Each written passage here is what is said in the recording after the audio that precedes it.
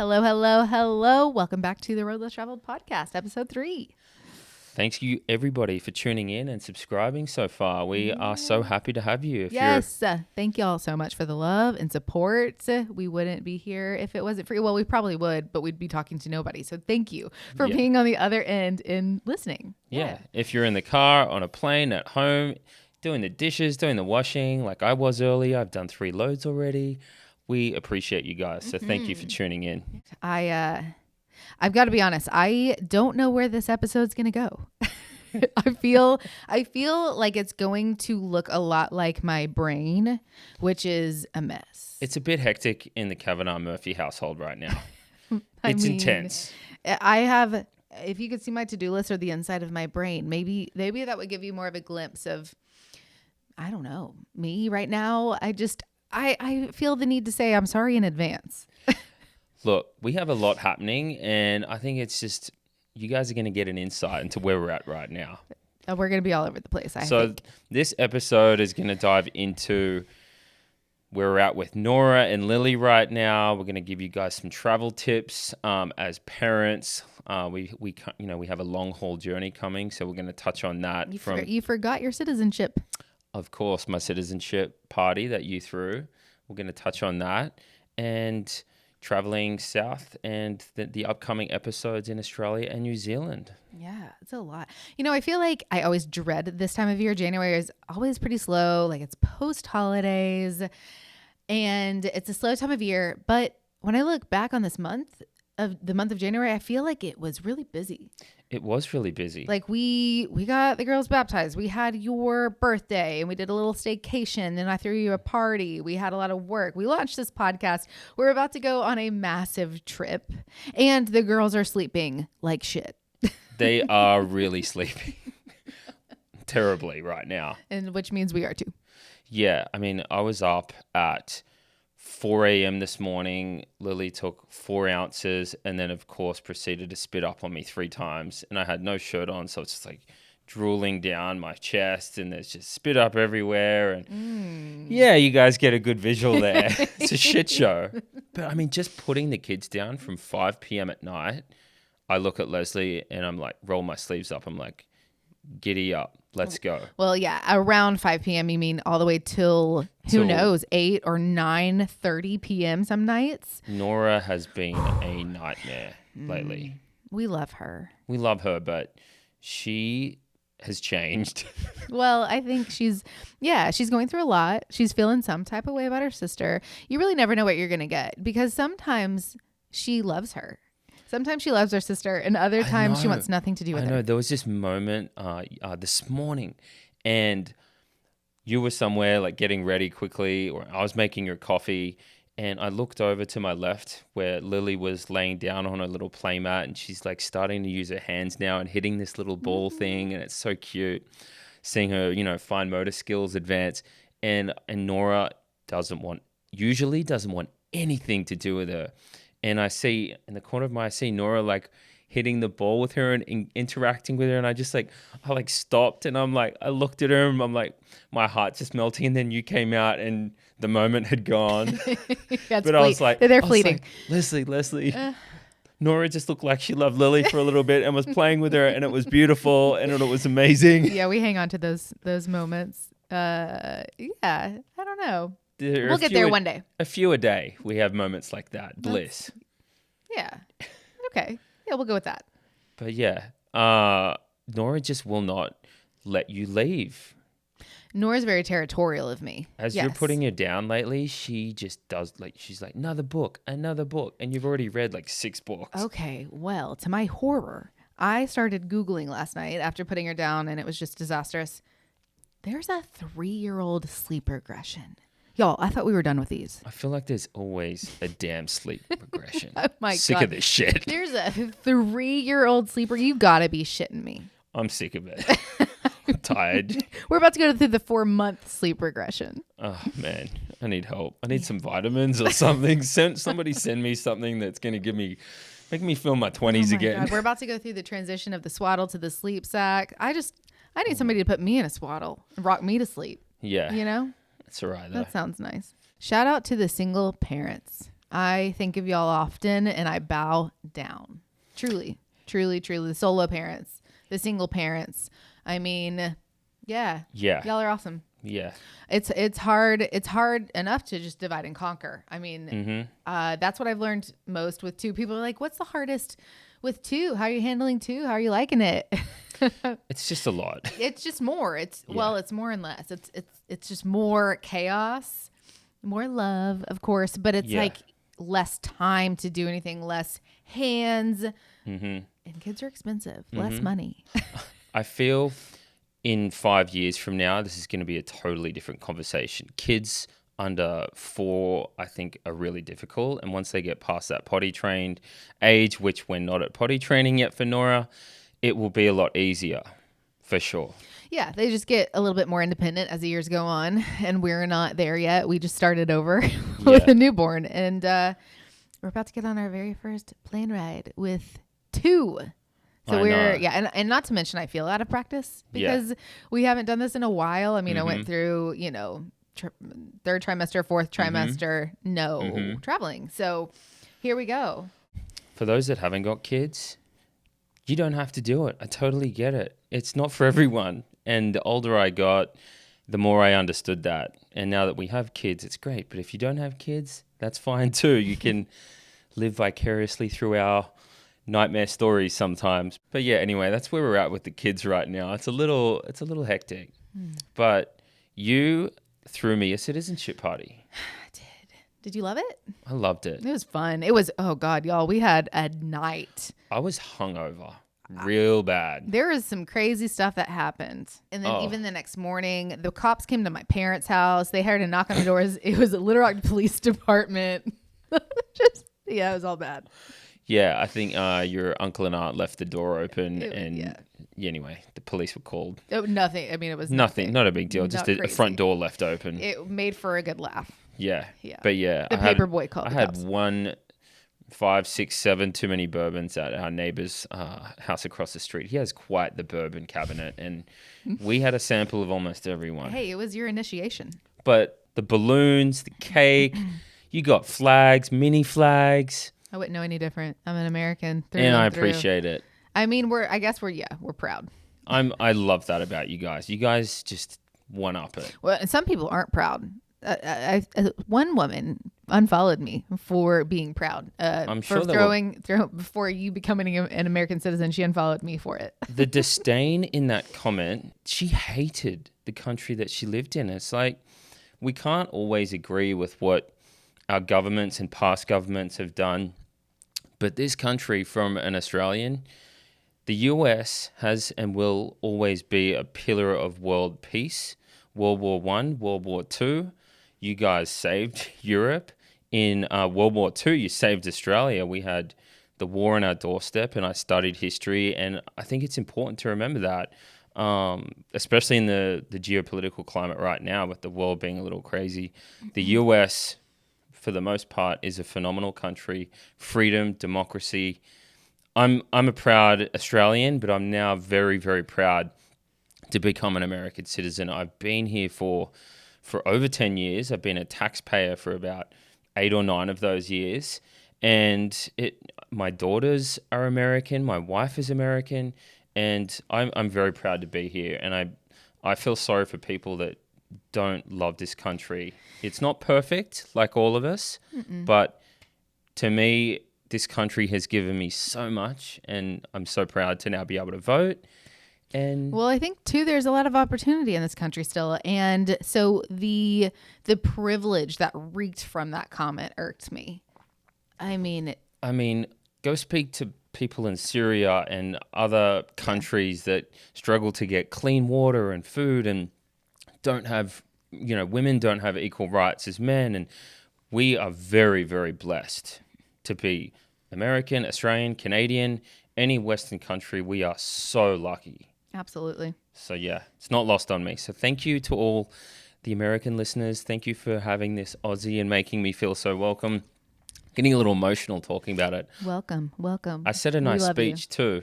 Yeah. And our family actually has this history that goes back to the 80s and 90s with, I won't dive into that, but there's this cool history of this Americana being drip fed back to Australia through mail, and the Chicago Bulls, and me looking up to my older brother who loved them, and I loved Scottie Pippen. So anyway, I love you guys. It was destined. It was always in the stars. Yeah. Yeah. So we have just a few days until we are airborne. We are heading south. Oh, south is my favorite way to travel. But never have we ever done it with 2 kids. And I'm not going to lie. I'm scared. I'm so scared. Look, we've done it with one, and we've done it with Nora consistently from as a 3-month-old up until, a few months ago. Whatever that was. I know. I think I'm cool with that. And it was easy to kind of like hand her off and pass her back with, because we were 2 and she was 1, and now we've leveled the playing field, and I don't really know what to expect. Nora's getting easier. Again, we're not potty trained yet, so Les and I have both decided let's not try and do potty training before a big international trip. So we're going to do that after. Although it begs the question, how do you change a 3-year-old on a bathroom change table in an airplane? That's going to be dicey. She's not 3 yet.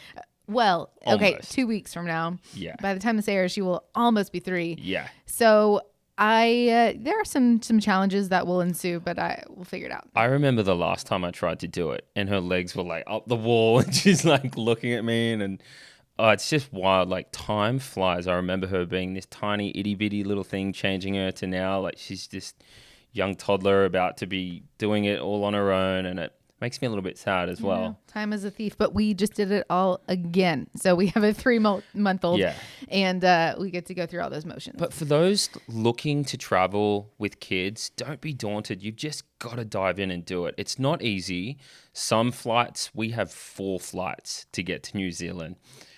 We're going Little Rock, Houston to SFO, SFO to Auckland, Auckland to Queenstown. It's 28 hours. Something like that. So it is going to be a journey. There's going to be highs. There's going to be many, many lows. I think what some of our listeners are going to want to know, especially new parents or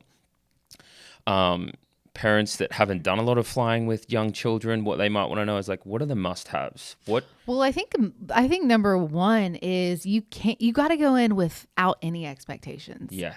Like ahead of any like baby product you might need, you got to go in with little to no expectations on this. And so you're just, the only way to go is up. And if you are not a parent and you're a fellow traveler, have a little bit of love for the parents or single parent traveling with kids. Like just be graceful, be kind. It's hard. We know it sucks when you hear the screaming baby, but just it's so much easier to be nice than being an asshole. And just another set of helping hands is always welcome. Yeah. But in terms of what you need, low expectations. And I've always, before we ever traveled with Nora, one of my best friends told me, it's not a vacation. Going on a trip with kids is not a vacation. It's just a trip. It's just a relocation of parenting, which truer words have never been spoken. It's one of those times where you need another trip after that trip to decompress and relax. I will say on that front, like this is work for us. This is limitless. We're both running 2 retreats. I am the cameraman, of course, and I bring the dad jokes always. But we have my parents flying in from Australia who haven't met Lily yet. So they're flying into Queenstown. So they're going to be a huge helping hand. But before that, going back to what everybody needs, parent needs on the flight, must-haves. Grandparents. We don't have that privilege this time. But for flights, there's a lot of just little things that you need to have that make the journey a little easier. Yes. My number 1, if you have a young toddler, is the Baby Zen yo-yo stroller. That thing is I was going to priceless. one-up you and say the Duna. That is the infant stroller that goes from car seat to stroller and back again. There is nothing out there. These are fight me for this, but I stand on it. Like there's nothing more just, I don't know. It's just the easiest, best baby product. Like why didn't I think of this? That is amazing. And not sponsored for either of those products. We genuinely love those and have used them all the time. Phenomenal. was it the Duna? Yeah, that's what I just said. Yeah, Duna, Luna, Nuna. I feel like there's so many different things. I'm like, always get confused. We do have the Nuna as well, which That's is what I mean. an amazing product. Very, very lightweight. But the Duna, you just press a button and boom, you got a stroller. And Yeah. it's a car seat and it's everything. Yeah. So we got the Baby Zen stroller, the Duna. What about toys for Nora? The interactive toys, those stick-on things, the spinny things, they're pretty cool. The spinner wheels that you can stick on the airplane window will captivate an infant for, I don't know, 5 whole minutes, which in infant time is a year, maybe. It's something. I feel like she's grown out of those now. No, I'm taking it for Lily. We have another child, babe. Yeah, for Lily, yes. That's right. We have another one. Okay. And window clings. Mm-hmm. I think those will be great too. Really thin books. Which reminds me, Amazon Prime window clings to the house. Yeah, we don't have those yet. But really thin books that don't take up a lot of room in the backpack are really helpful. I'm going to say something about Lily right now. She has major, major acid reflux and has been spitting up all the time. And I'm going to be taking about 6 T-shirts.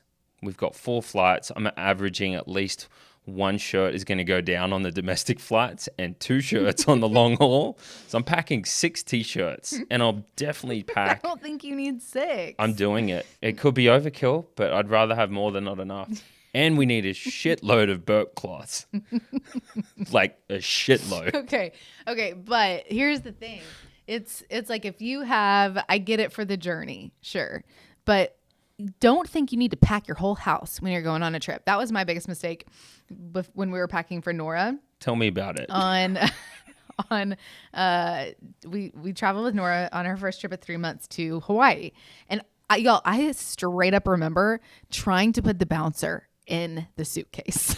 I just looked at her, I'm like, you are nuts. Like, you need to tone it down. Nora, she hated the bouncer. I don't even know why I thought that was a good idea at the time. She never liked the bouncer. But here I am trying to literally fit our entire house into a suitcase. You don't need to. Look, especially if you have a washer dryer at your disposal in your vacation rental or at your hotel, you can wash everything, burp cloths, clothes, buy diapers at your destination, or better yet, like even if you have some at home that you want to bring, put them in the car seat bag. Yeah, that's a game-changing tip right there. The car seat for Nora is something you have to have, and it's got this. You check it; it's free to check it. Great, there's so much room to stuff in there. So that's free weight there, guys. Yeah. Pro tip. For anyone that doesn't have kids, they're listening and just going, I'm out of this episode. No, we don't mean to turn you away from it. It really, there's nothing more. I think back to traveling with Nora when we did the Wheel of Travel this summer in Europe. It was some of my most fun memories with her. So much So fun. It's daunting. But one of my best friends also told me, she said the hardest part of traveling with kids is the lead up. It's the packing, it's the anxiety. Oh. And then once you're at said destination, it's fine, but it's the lead up. Like right now, I am freaking out about what I'm going to pack, the anxiety of it all, the 28-hour travel day. But once we're there, it's going to be rainbows and daisies. Let's talk about that. Lesley and I are very different. I'm the guy that likes to get to the airport a little bit earlier, enjoy the lounge, not be stressed out, especially on a long haul. Leslie's like, let's get there an hour before takeoff. No. So there's somebody in a relationship that likes to get to the airport 4 hours early. And then the other person in the relationship wants to walk onto the jet bridge as boarding begins. And then they marry each other. Which one are you? I will say I've conformed. Lesley wins. I'm just following in your footsteps now. And even me, I used to pack a little bit ahead of time. Now I'm sort of the day before kind of guy. I've really made you a procrastinator in your old age. Yeah, that's okay. It's worked out. We haven't missed a single flight yet. Yeah. Touch wood. Yeah. But tell everyone about your packing process, leading up to a trip like this, and past trips for Limitless, and how much stuff you've got to pack for that. Yeah. I mean, two very different trips, right? One is with kids, one's without. With Limitless, I have to do, 12 or more swag bags. So that's another suitcase entirely for that. That's that.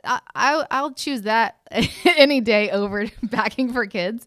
Packing for your whole family it's just harder. It should be an Olympic sport. Okay. It's tough. I leave that to you. Yeah. Which I'm late to the game, and I should have started a few days ago. As I roll up my sleeves. We are a little highly strung, like trying to get everything done before this trip, because we're going away for 5 weeks. Yeah, it's my to-do list is still long. Even while we were trying to start the episode of this podcast, I had the pediatrician and the health insurance on call. Like they were scheduled to call me back, and they did. So we had to pause. But anyway, the to-do list is long. We'll get there. Like I said, the hardest part is the lead up to said trip. Yes. But I think, packing for Lily will be just a bunch of onesies, some burp cloths, the Doona, of course. The Doona. And you just got the inflatable washing. I spent 40 minutes researching the best travel infant bathtubs. Yeah, I decided on an inflatable one, which I think is going to be really good. I had nothing to do with that, of course. Yeah. The things that you have to think about. It's by the end of the day, y'all, my brain is fried.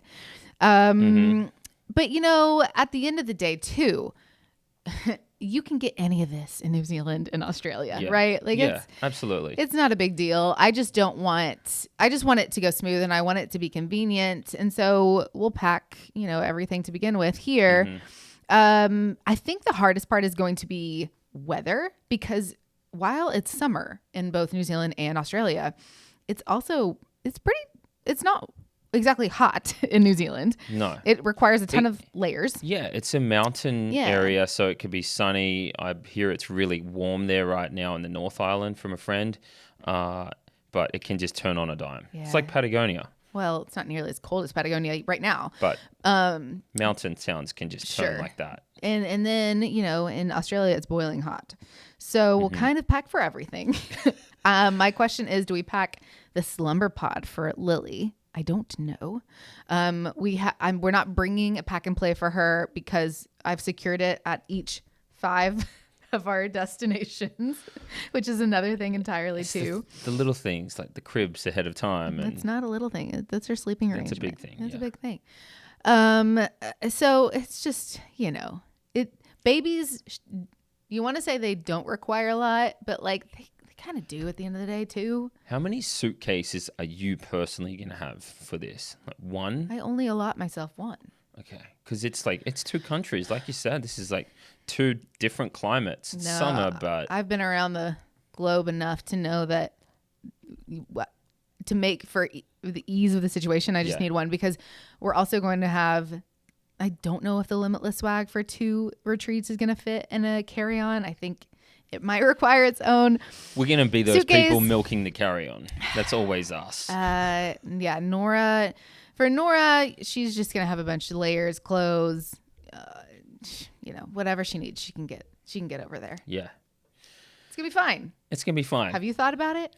Not really. I mean, obviously we're taking this show on the road, and everything here, these mics, the arms, the tripods and cameras and lights, I know it's all going to fit in one Pelican case. So that's just, it is what it is. Plus I'm shooting a friend's wedding in New Zealand. So I need this equipment, and I need it, not all of this, but I'd need a lot of it for Limitless, because I'm shooting all the media for that. I guess I didn't really realize that this is coming with us. Is this going to be a carry-on? Absolutely not. Okay. It's going under. I was going to say, how are you going to carry all this? There's no way. A stroller. Not happening. But that's just the media life. I've got up to 3 bags thanks to my United Club card. Shout out to United Club card if you guys want to get on that. Honestly, one of the best cards. Not sponsored. I love that thing. I get 2 free check bags. Anyway, I'm a big United flyer. We love United. We do. We love United. Y'all know that. I'll put a link in the YouTube to my card if any of y'all want it for the new year. If you live in Denver and you're not a United flyer or any United hub, you're missing out. You're missing out. You're missing out. Yeah. So anyway, that's where our minds are this week as we prepare for a large 5 weeks away with 2 kids for the first time. So just to put it in perspective, it's the first week we are spending in New Zealand with Alex's parents. They're going to babysit as we run the first New Zealand retreat. Then we head to Queensland, Australia for Nora's birthday and to spend time with your whole family. And then we're heading down south to Sydney. And my parents are meeting us over there. And then it's your dad's birthday whilst he's in Sydney. Sure is. I get to play tour guide, which I'm so excited about. Sydney, I'm just going to say it's one of the greatest cities in the world. Let's be real. Can't argue Sydney with that. Harbour, the beaches, the food, the people. Yeah, I married one. And then for the grand finale, we head back to New Zealand to do retreat number 2. And my parents are babysitting the kids over there. So it's a lot of bouncing around. Yeah. But we get to see and do everything we want, and it works. And we'll be back in March. Yeah. Our parents get an award of some sort for everything they're doing. They are fantastic. And we couldn't do what we do without them. No. You know? Well, that's why we're here. That's why we're in Arkansas. And there's nowhere else I'd rather be right now. You might disagree. Look, the South in the winter, they are just not prepared for snow. We had one really solid day of snow here. We got 4 inches or whatever it was. And schools shut down. Babe, I think it was at least 2 snow days that it snowed. Maybe it was 2. Maybe 3. But of course the roads were bad for 2-3 days and then it got a little bit icy. But I mean the main roads, and we got robbed of a snow day at school. Anyway, I'm ranting. But the South does not handle snow days. And it's been foggy and just miserable. And look, this time of year in Australia is like July 4th. So I know what I'm missing out on in Australia right now. So I cannot wait to get out of here. I get it.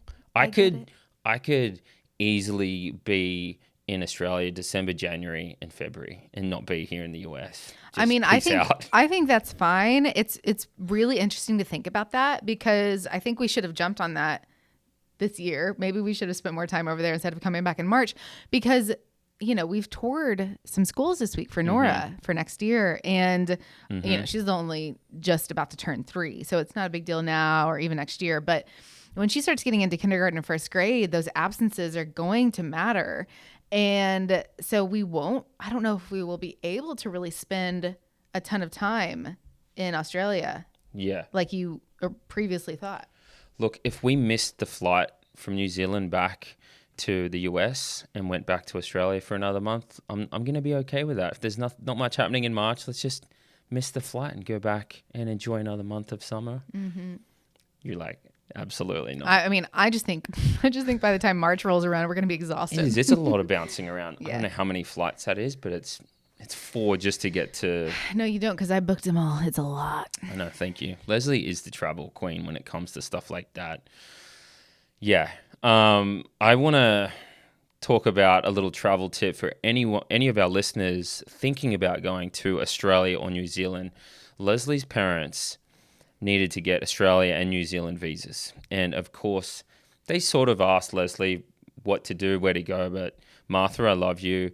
She Googled Australian visa and went to the first thing that pops up. And there are so many third-party companies out there that are charging, a premium, and it is just ridiculous. They're charging an extra fee of 7-8 times the cost of the Australian visa, and they're just copying your information and putting it into the official government, Australian and New Zealand government app. I'm going to put a link up on the YouTube channel for all our viewers so that they can see the official Australia ETA app and the New Zealand ETA app, where to get your visas. Do not get ripped off. Martha and Vent got ripped off by about, I think it was $90 each that they got charged on top of the $15 for the Australian visa. Well, it was the website's markup. I mean, it was an insane markup. They call themselves a software company, but ultimately it's just a third-party site. It's not an official government site, and they're just charging $90. I'm on the website right here, and they have a 24-hour rush fee for 166, and a super rush fee for 6 hours for $260. I ended up doing Martha and Vent's visas, Leslie's parents' visas, and I did it through the official app, all with their passport. Took about 10 minutes. The visas came through straight away. So this super rush fee of nearly $300. Anyway, these third-party sites are taking advantage of vulnerable travelers. And what they do, they pay these Google SEOs to get up the front, or they pay for a Google ad so they come up first. So anyway, I'll stop ranting. Do not go through these third-party websites. Go through the official government apps, and I'll put them up on the YouTube and links to them in the YouTube channel so you guys have them. But I just don't want our viewers and listeners to get ripped off because it upsets me. Sure does. Alex has been on a high horse every single day about this. So we digress. Well, this is part of this channel. I want us to give travel tips to save people money and get people that $90. That's a dinner out and a couple of beers. Sure is. I agree. So yeah. Okay, I just realized back to the necessities for traveling with kids. Mm-hmm. We didn't say the number one thing or two things, really. What's that? Snacks. Snacks. Oh, yeah. Snacks. Yeah. All the snacks. I just got Nora, actually my mom, Nora's Gigi, just got Nora the snack box it comes with, all these little compartments for snacks. So she's going to have a heyday. Mm-hmm. And it's going to be great. Screen time. Yeah. Oh, the iPad. Look. Well, it's really the Amazon Fire Kindle thing. Yeah. I want to put that thing on fire. It is awful. It is truly a piece of shit. But I had an iPad, but you left it on an American Airlines flight, and it's in the lost and found somewhere in Dallas. Okay. We're still not over the lost iPad, apparently. Anyway, screen time. I don't care what your thoughts are on that. Travel day is all about survival. And we break out the screen, we break out the snacks, and God, whatever else needs to be broken out. But usually, all these people say, "Oh, what are your tips and tricks for traveling with kids?" And it really is, y'all, screen time and snacks, and screen time. Look, don't judge others. We like the iPad. We've got the drawing. We've got all the other activities. We try and do, the cycle so that she doesn't get too much. But you just got to have all the tools at your disposal. Yeah. So right after this episode wraps, you got to go break out that Kindle. What I don't like about that thing is that it loses the thing. So you upload them and then 6 months later. You got to re-download. Re-download. It's like, it's a disaster. It's cheap. Look, it's really cheap. I'm going to put a link in the YouTube. I'm not selling it. This is not sponsored, but it's cheap. It's easy too. It's cheap and it's easy, and it's a tenth the price of an iPad. And it comes with the rubber things, so you can beat the death out of them. Yeah. Yeah. But we need to upgrade that thing, because the last time she used it she was a lot younger. Yeah. We're going to put new shows on, and that'll be on Radio Shack here. That's my job. Yeah, so that's all we got for tips and tricks, screen time and snacks. So if you're not on board, I can't help you. Yeah. Oh, well, I think that's pretty good. We're up around 30 minutes here, so. Well, we will let you know how it goes. Of course, you can tune in and see for yourselves the shit show that the Kavanaughs are going to bring on the plane, and we'll do a debrief on our next episode on how it went. Yeah, the next episode is going to be coming to you from Queenstown, New Zealand. Leslie's going to have a glass of Cloudy Bay wine. Oh, my mouth is salivating as you speak. I'm going to have a glass of Pinot Noir, and we're going to swirl it, and we're going to take you guys down there. And I can't emphasize New Zealand enough as a destination. It is really one of the most spectacular places on earth. So yeah, we'll report live from there. We'll report back. Yeah. Until then, be well, safe travels, and we'll see you on the next one. Thanks for listening. Cheers, guys. See ya.